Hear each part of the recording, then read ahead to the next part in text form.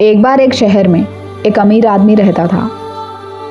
उसके पास इतना पैसा था कि उसे किसी भी तरह की कोई चिंता नहीं थी।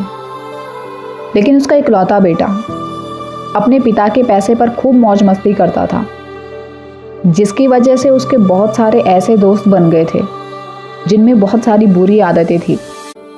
वो लड़का भी धीरे धीरे उनकी बुरी संगति में चला गया, जिससे उसके पिता काफ़ी परेशान रहने लगे। उसके पिता ने उसको समझाने की बहुत कोशिश की, लेकिन उसने अपने पिता की कोई बात नहीं मानी। अब उसके पिता ने सोचा कि उसको कुछ अलग तरीके से समझाने का प्रयास करता हूँ।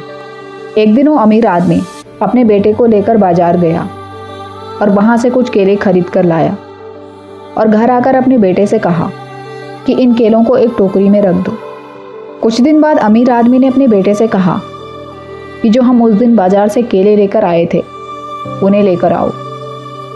वो जैसे ही टोकरी के पास गया तो उसने देखा एक केला सड़ा हुआ था और धीरे धीरे बाकी केले भी उसके साथ सड़ रहे थे। वो तुरंत अपने पिता के पास गया और कहा, पिताजी, एक केला सड़ा हुआ है, बाकी केले भी इसके साथ सड़ रहे हैं। अपने बेटे की बात सुनकर उस अमीर आदमी ने कहा, उस दिन मैंने बाजार से अच्छे केलों के साथ एक सड़ा हुआ केला भी खरीदा था, जो कि अच्छे केलों के साथ रखने पर सड़े केले की संगत में सभी अच्छे केले भी खराब हो गए। यही बात तुम्हारे ऊपर भी लागू होती है। अगर तुम गलत दोस्तों की संगत में रहते हो, तुम्हारी सोच और आदतें भी वैसे ही हो जाएंगी। फिर तुम चाहकर भी अच्छे इंसान नहीं बन पाओगे। पिता की बात सुनकर लड़का समझ गया।